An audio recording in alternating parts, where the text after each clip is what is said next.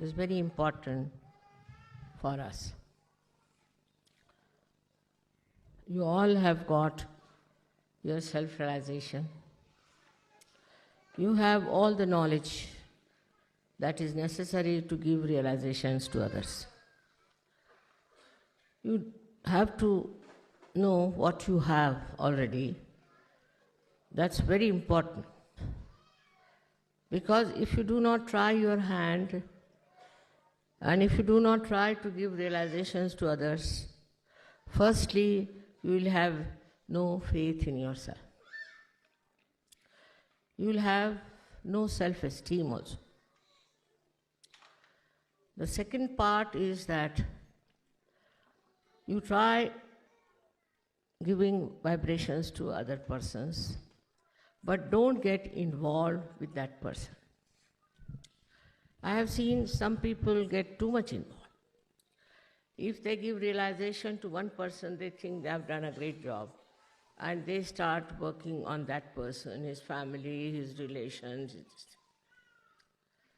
So far as you must have learned, that one may be related, one may be closer to one person, but not necessarily he will have that much of chance of self-realization.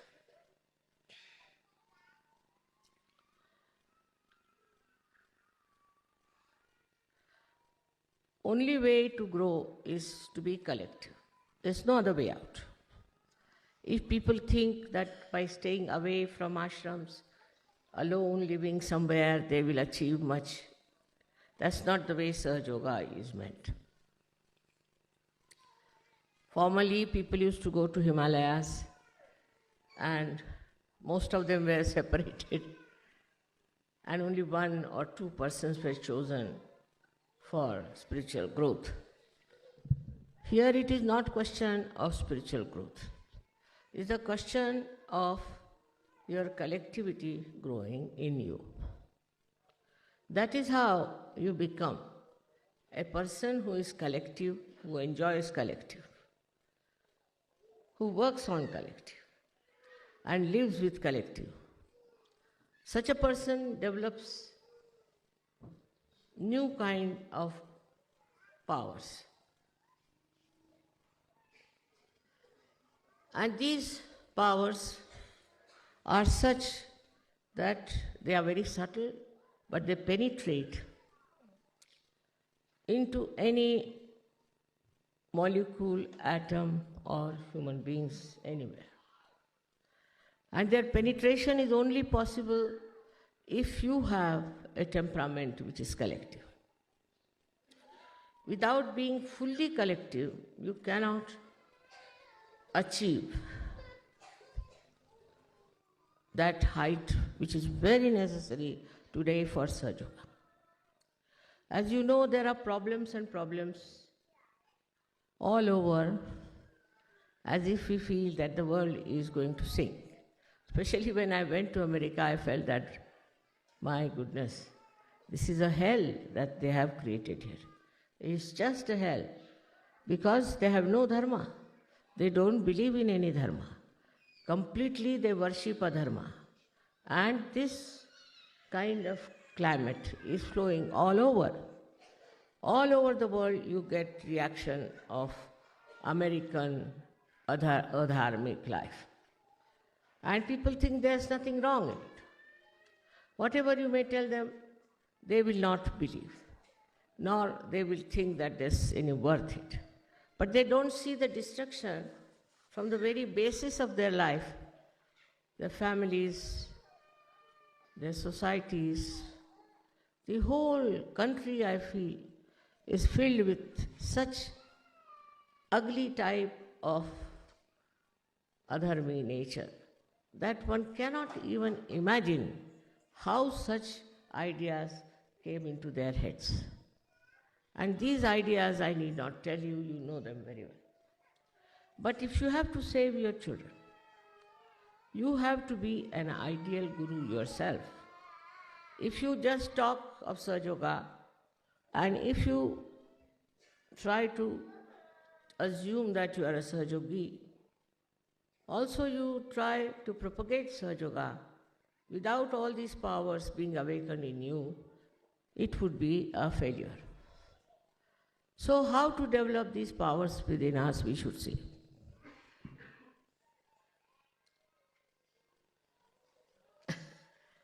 It's rather embarrassing for me to tell you how you have to behave towards your Guru. I think people have told you.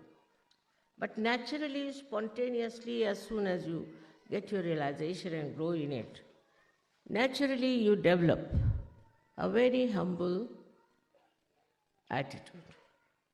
Also, an attitude through which you achieve lots of qualities of your Guru.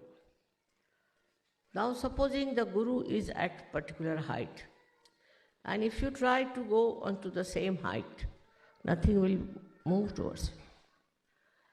So, you must sit at a place which is much lower than the Guru's is.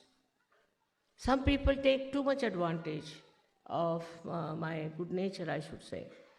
And so many people have pointed out to me that you must correct these people, they talk to you at equal level and all that. I said they will learn a lesson. They will learn a lesson. But sometimes it doesn't work out. And they start talking on the same manner as if you are talking to your friend or to your equal. First is complete humility. You have to be a humble person, extremely humble. Now you check on that. When you talk to others, are you humble? When you think of others, are you humble? When you look after your wife and children, are you humble? That's a very important thing for every person who thinks he is a guru. Humility is the first quality, or I should say the ocean, into which you must jump. Some people think that if you are humble, mother, then people will take advantage of you. Nobody can take advantage of you, because you have to remember another point, that you are protected all the time, looked after by Param Chaitanya. I know you know that, but how many really believe that there is Param Chaitanya with us? If you really believe that there is Param Chaitanya, then you don't get frightened, you don't get worried. You are not subjected to all kinds of nonsensical ideas also. But if you think that you are not protected, what will happen, how will things happen, then Param Chaitanya leaves you alone. You have to see the whole drama, how Param Chaitanya works out.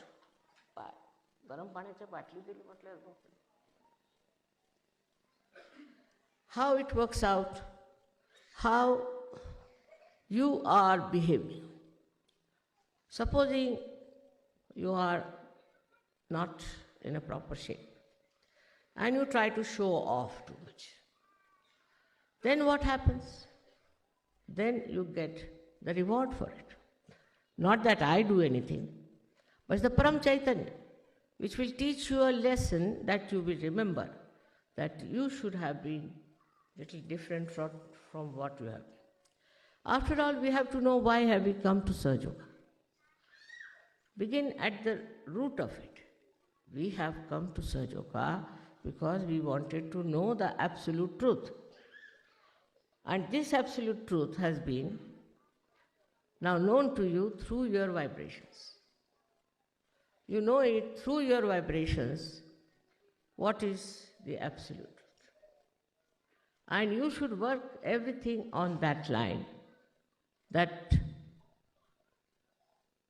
absolute truth, whatever you feel on your vibrations, you have to follow. But unfortunately, I've seen many people think that their vibrations are all right, they are all right, and whatever they are receiving on their vibrations is first class. Now, how to correct that point is very difficult. It comes from ego. When you have ego, you can never find anything wrong with you. And even if the vibrations are telling you something, it might be somebody else who is telling you something. Because you are not there, your ego is there. And your ego is just spoiling you and teaching you things which normally you would see clearly that I am doing something wrong. I should not have done it. In this process of correction and improvement, when you indulge, you should see, are you getting subtler or grosser? That is the best way to judge. Now I have seen people who go on judging on small things like vibrations, whether this vibration are all right or not in this tree, or on these flowers, or on this land. All kinds of material things they want to see the vibrations. But for what are you seeing the vibration? You are seeing vibration because some sort of a material gain. You think that if you check the vibrations and the vibrations are all right, then we are quite safe. We will not lose this, we will not lose that. It's not true, because vibrations are not meant to judge all these worldly things and worldly matters. It's absolutely cheapening the vibrations. You should not cheapen them. Because vibrations can suggest things which may be detrimental to your growth very much. Once I wanted somebody to go somewhere, so he said, I didn't go, mother. I said, why? Because I saw the vibrations were very bad. I said, that's why I asked you to go. If the vibrations were good, what was your use going there? That's the reason I asked you to go there, so that you could help. But before that, you judged yourself, judged your vibrations, and then you didn't want to go. So what happens? We want to have an easy, cozy life. And all our problems must be solved by Sahaja Yoga, otherwise we think Sahaja Yoga is of no use. Whatever is our desire must be fulfilled. So now the desires are mostly personal. My child is not well, so the child should go. My husband is misbehaving, the husband should go. Or I have no house, so I must get a house. See how we are moving our mind. It's still on a very consumer society, as they call it. We are all the time thinking now, I should have a son now instead of a girl, and you get a son, then you blame Sahaja Yoga for that. Anything that according to your desire doesn't work out, then you think it's Sahaja Yoga which has done the harm, and you are suffering because of Sahaja Yoga. Or this faith in Sahaja Yoga gets little moving, or we can say in a way, it's not that deep. But if you are deeply embedded in Sahaja Yoga, then what happens? What may come, I will be a Sahaja Yogi. Supposing somebody dies. Normally in Sahaja Yoga, it's difficult for people to die also, I must tell you. Even if they want to die, they can't die. It's the Parama Chaitanya which decides for it. But supposing you take up a position like that, still you must know that that wish may not be fulfilled. If that is not fulfilled, then you feel disturbed and you think, what's wrong?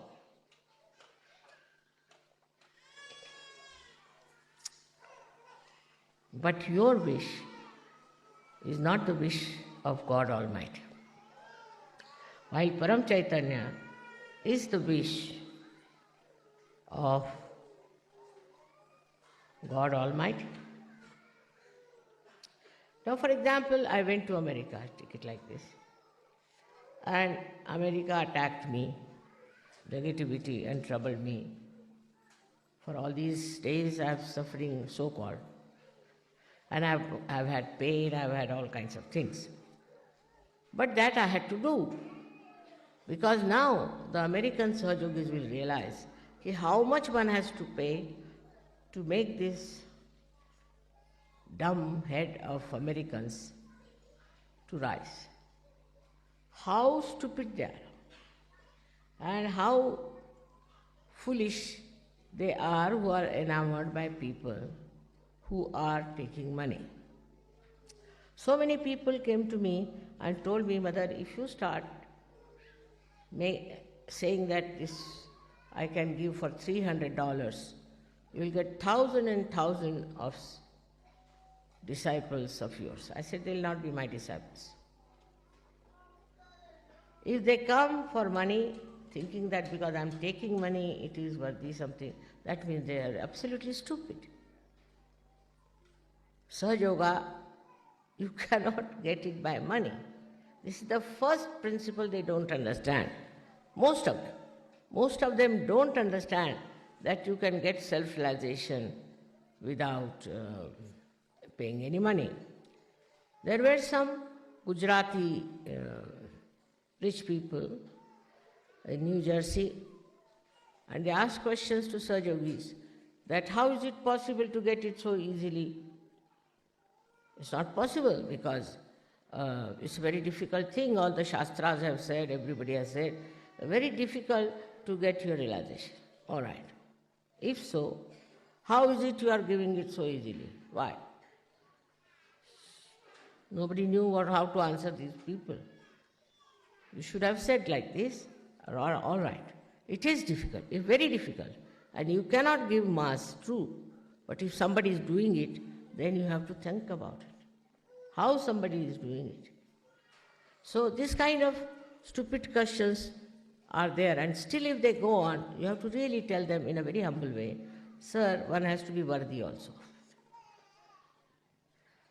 So they will run after people who are just making money out of them, making fool out of them. And they boast, we have 3 gurus, somebody says we have 7 gurus. But I wonder what must be their condition. So the people who are extremely stupid, in Sanskrit they call mood, people who are brainless, cannot get their realization. So give them up. If they are arguing with you, you just give them up. It's not their right to argue with you.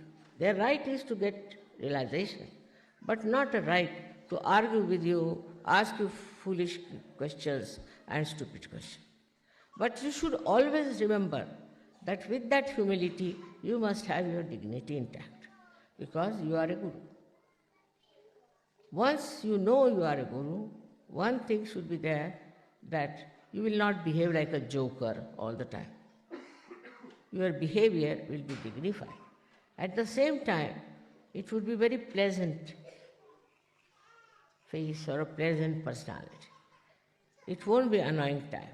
Your personality itself will suggest that there's something special about it. Now, how do you develop that kind of a personality?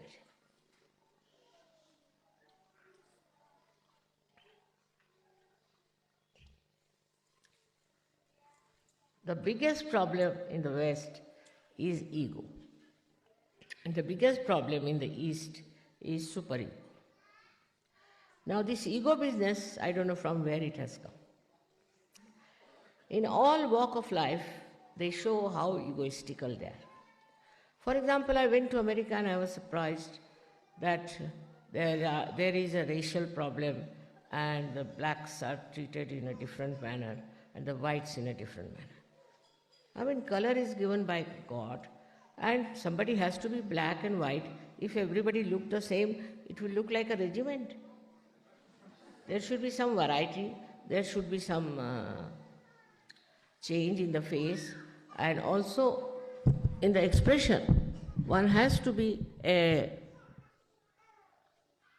person carrying better or different expressions. Otherwise, you will be bored with such a world where there is everybody looks the same, just the same. But so much of racialism there. that I was surprised that how it has worked into human mind. So, as a guru, you must develop a complete detest for racialism. Complete detest. That's very easy to understand. That anybody who has fair complexion could be a cruelest man, cruelest woman, and could be a cruelest mother also. And the one who is black could be very kind, generous. It doesn't go with the color. Temperament doesn't go with the color. But because the blacks have been ill-treated so much that they react. And they react naturally, sometimes in such a manner that it is very crude and very cruel. But this kind of attention, this kind of you can say a wrong type of attitude towards human beings, even towards animals, they won't bear it. So towards human beings to have such an attitude itself shows that you are not worthy of Sahaja at all. So any one of you who has such a feeling that somebody is black and somebody is white cannot be a guru in Sahaja. Then in India we have caste system, equally bad and horrible. It has no sense in it, no basis whatsoever.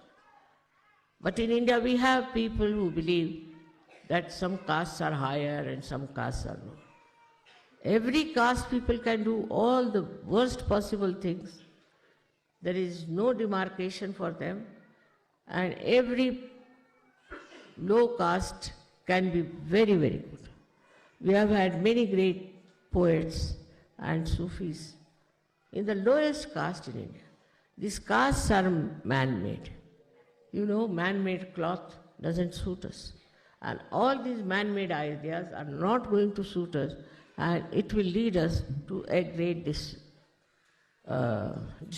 I wouldn't know discretion, but I would say to a complete destruction. Because hatred begets hatred, and it goes on increasing and increasing. If you cannot get rid of your hatred, then I would say you are not a surgeon. These are all conditionings. You were born in a white family, so you are white. You were born in a Christian family, that's why you are Christian. You were born in a Jew family, that's why you are Jew. All this is just because you were born in that. But does that mean that you are higher or lower? All the problems of the world today, if you see, are because of human attachment to nonsensical ideas of superiority. Only through collective living will change. For example, I would say, in an ashram we should have all colored people living together with the equal rights, with the equal understanding and love and affection. If that is not there, no use calling it an ashram.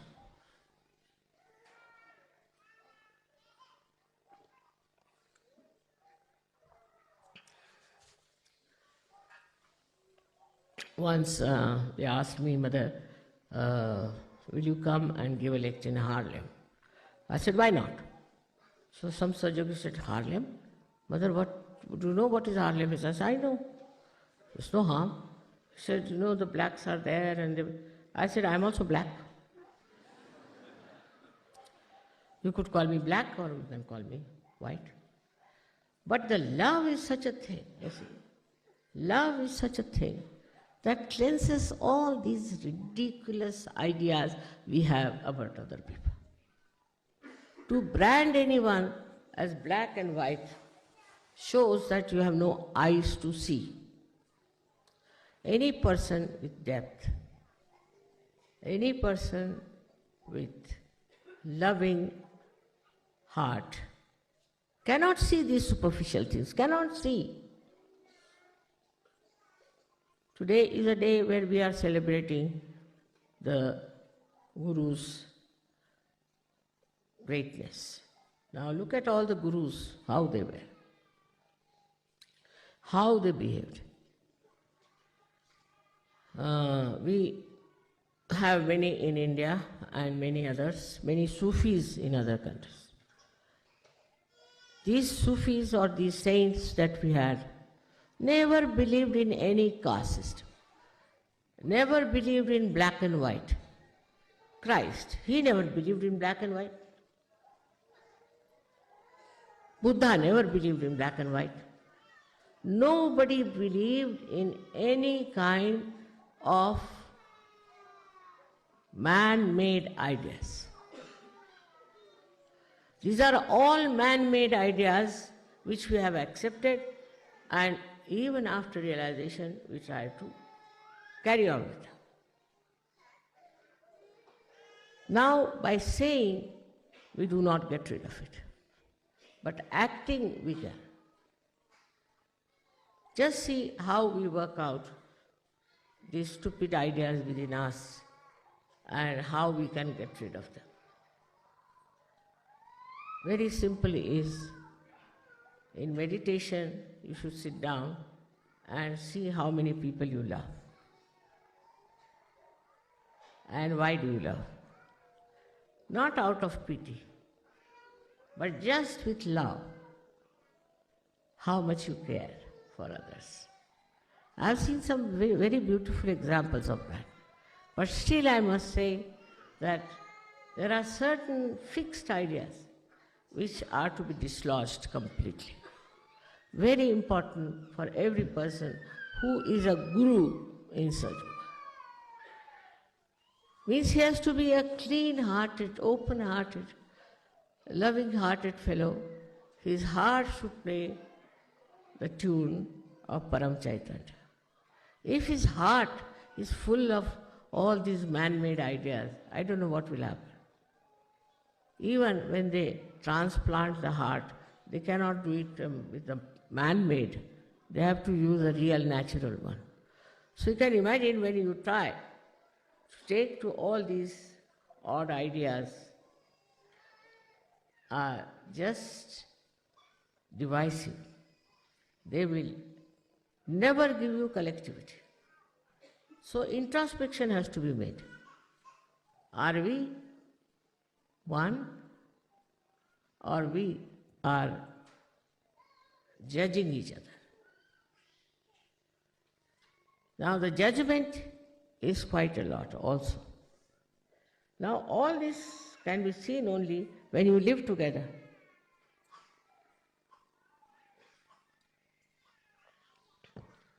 Otherwise, how will you know? When you start living together, you start discovering what is missing in you, what is not there, what has to be there. It is so peaceful to have a heart which is full of love, because every movement of that heart is so much joy-giving, so much joy. There's a story of Sri Rama that he ate the berries, a kind of fruit, which were first tested by an old lady with such love. I mean, shows what? Shows that a person like Sri Ram was the king of the highest heritage, and this old lady who was just of the lowest caste gives him these fruits with such love. And when he eats that, he starts praising it. So his wife says, "Give me some." It's all right. But the brother is still halfway, I think, in Sahaja Yoga. So he doesn't like. He gets angry. Then she eats and she says, "Brother-in-law, it's wonderful fruit, I must say." He says, "All right, give me some." He says, "Why should I give you now? Well, first you were very much angry, so why should I give you these fruits to eat?" The story shows that the level of your personality as Guru is judged by your clean heart, by your loving heart, by your highest remarkable personality. In the personality, it is not something that is to be built in artificially. It is not artificial. It is natural, absolutely natural. Whatever you do has to be natural. So this artificiality of certain ways of talking or certain ways of living together creates problem. For example, we had an ashram in America, in New York, and there was a lady who was very strict. Everything should be tip-top, it should be here, the spoons must be there, and the forks should be here, and all sorts of things. And she hurt many people. Not important. These cultural, I can call it the taboos, are not important in Sahaja Yoga, because now you have become a guru. Guru can stay anywhere, live anywhere, eat anything, anytime. That should be the case. But also I have seen in Sahaja Yoga, there are many who are very anxious to eat food as soon as it is served. Once it happened, I was there, they had served the food, and just they started removing the plates. I said, what's the matter? I have to eat food. Oh, you haven't not eaten, mother? No, I haven't just touched it even. So, you see, sort of, first is the very lowest type of, we should say, desire is the hunger. Now, a guru doesn't bother. Whatever you give, all right. Whatever you want not to give, all right. Even if you don't give, is all right. But one has to develop that by killing your ego. People feel very hurt if you serve them little later than another person. There's all kinds of funny things I've seen in Sahaja Yoga. On the contrary, it is the lowest type of, I should say, a desire. We should not be very much catered to if you want to be a real guru. Of course, many problems are solved. As I have seen so far, that they do not take to drugs and they do not take to drinking and all such things. This is such a blessing, because if I had to start from that level, I don't know how deep I would have gone, from where I would have pulled you out. But that is, of course, a very big thing. That is quite a nice thing. But still, to make a beautiful life out of you, which will attract the attention of everyone. How you talk, how you behave, how you love. So again, one has to say that Guru Pada comes only through the love that you have. Like they'll have, say, 10 people. For anything. For a drama, suppose. And they have it only from a particular country or from a particular group, then there's no fun. There's no fun. For example, they'll have a music group. So from the particular one caste could be, or could be one religion, could be one, you can say one school or anything. So that shows that you are still not there as a guru. You should like every kind of culture, every kind of beauty. And that has to be brought in our daily life. We should not look down upon anyone for their color, for their race, for their status, class consciousness. All this has been shown in the lives of all these gurus, saints who lived. Tukarama says, "Oh God, thank God, you have made me a scheduled caste." He was not, but he just says so.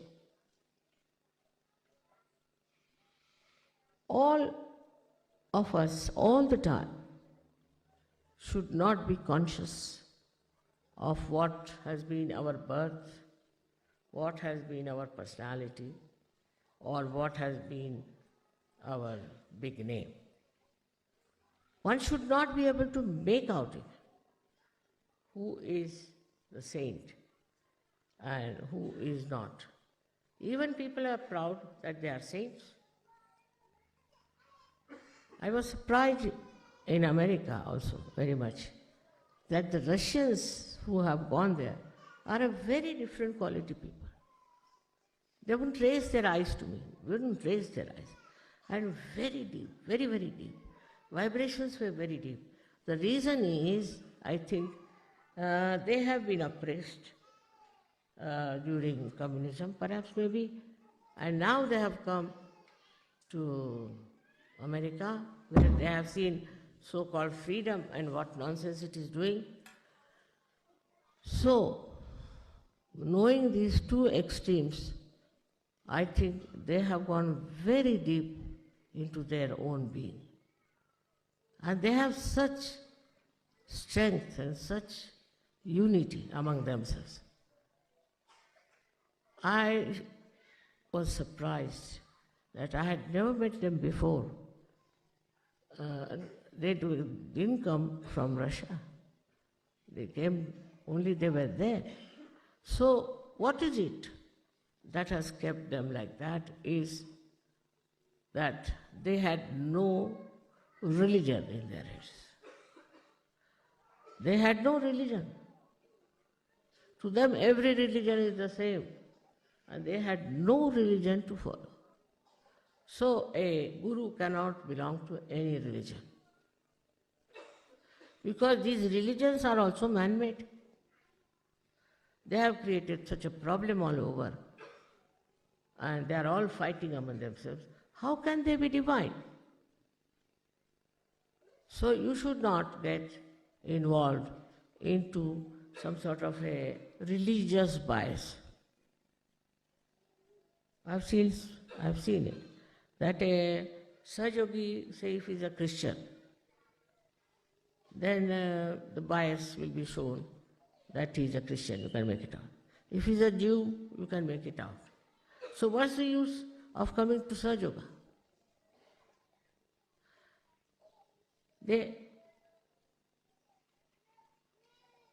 Their attention, if it goes inside, they'll find out. You have to dissect yourself to see what's wrong with you and why is it that you are not very successful as a guru.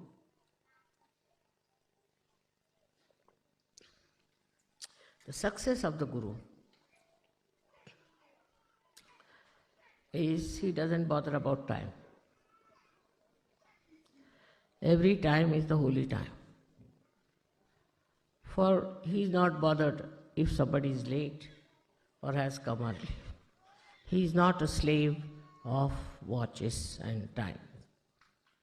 This is also man-made.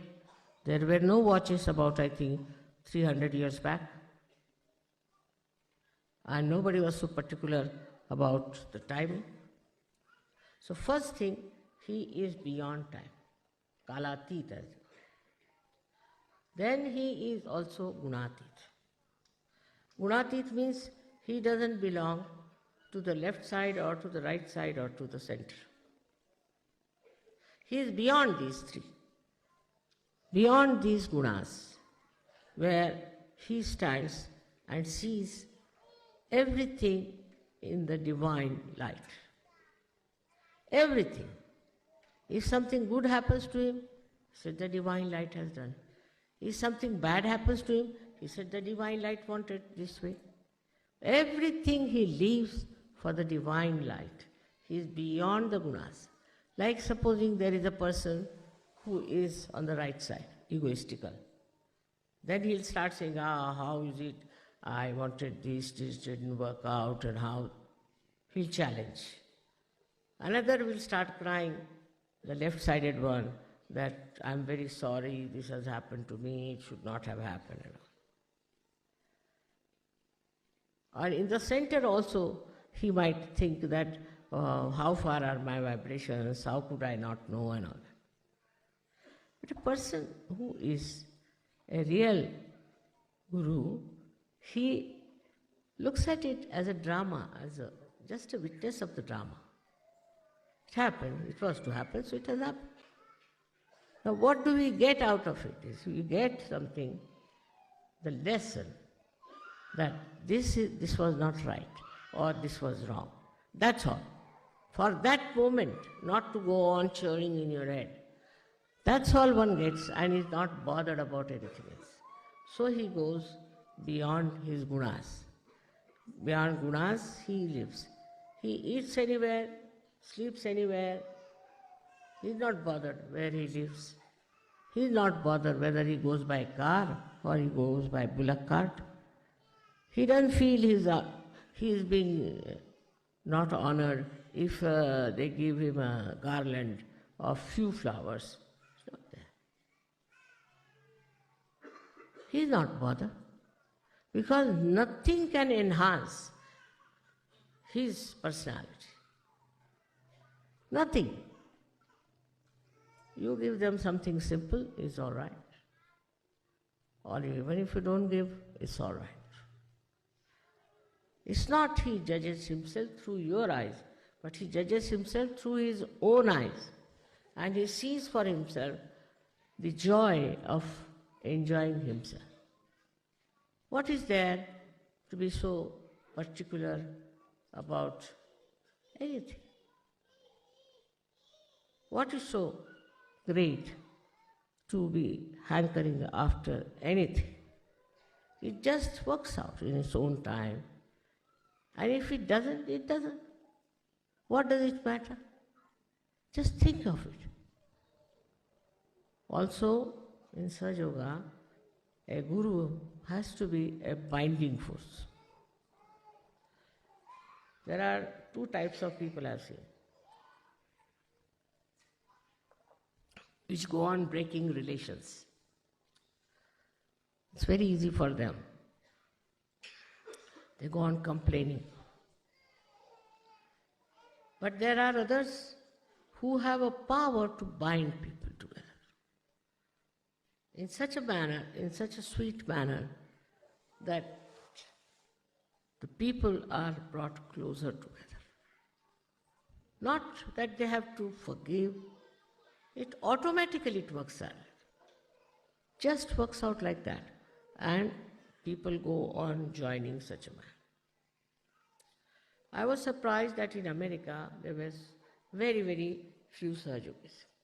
We spent, they said, $50,000 and got 50 Sahajogis. 1,000 for one Sahajogi in America. So, very bad shape. But still, you see, we have to hope for them, because there are lots of seekers and lost in the wilderness of seeking. But I thought that maybe it's a circle. They have to pass through this circle of stupidity, and then definitely they will see the point. And it has happened. We had about 4,000 people for my lecture, which never has happened there in that country. Nobody has got such a lot of audience, they said. But still, not many came, but they got their realization. So I think gradually, even in America, it may start going. And the Sahajogis must not only worry about their houses and where they live and all that, but go all out to them. I would say some of the Sahajogis who could afford to go should go to America and work out this outside work. Maybe if there are outsiders who come and talk about Sahaja Yoga, they might be impressed. There are so many false gurus that you can't count them. And they have accepted them. It's very surprising. Though they have suffered, they have lost in money, everything, still they have accepted, after all, he's our Guru. So there's basically something wrong with their brains, that they don't understand what is to be expected. I have written one book, perhaps it may reach them. But in any case, you all can write your experiences and things and can publish it. Maybe it might help them to open their eyes. While writing anything, you have to remember that it should show your quality of Sahaja Yoga, how you are. In that, one should not feel that you are putting them down or trying to say some things which will hurt them. But say it in such a manner that it corrects them and helps them. For a Guru, it is important that he should not have any false ideas about himself. He might be from a poor family, might be from the rich family. Whatever it is, he should not be conscious of that. Because once you become that, see, look at Kabira, he was just a weaver. Look at Raidas, he was just a, what do you call that, shoemaker. See, in India, these are very low caste supposed to be. He has written beautiful poetry. Then Namadeva, he was a tailor. Just think of that. All these people have written the same thing with such great beauty of poetry. How have they achieved? Because now they have entered into that great realm of spirituality. You people also write some very good poetry, I know. But some of the people who have written good poetry turned out to be very obstinate, very egoistical people. This is something I couldn't understand. You are writing here beautiful poetry and here you are full of ego. So from where this poetry is coming, God knows. So first of all is yourself, your personality has to be something that people should say, this is the real Guru we have met. For that,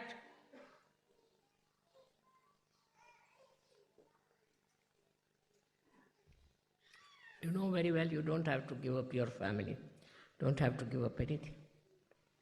But ego, if it is still there, I don't know what to say, but you must get rid of it completely. And collectively also ego should be driven out. Collectively. It's a thing that people are egoistical secretly within themselves, but sometimes it shows. It's a very subtle, nonsensical disease that people have, and they just indulge into it. On this day of Guru Puja, I have to say now that one has to work very hard. Very hard. The most important thing is how much you have dedicated your life, your time to Sahaja Yoga. Then only you will achieve that state of Guru. Look at me, I am a housewife and I have my family's responsibilities, problems. But despite that, I am all the time thinking about Sahaja Yoga and all that is this emancipation of human beings in the whole world. Not only here or there, in the whole world. So that should be your widened vision, not for only your school, college or university or this or that, but a very wider vision one should have.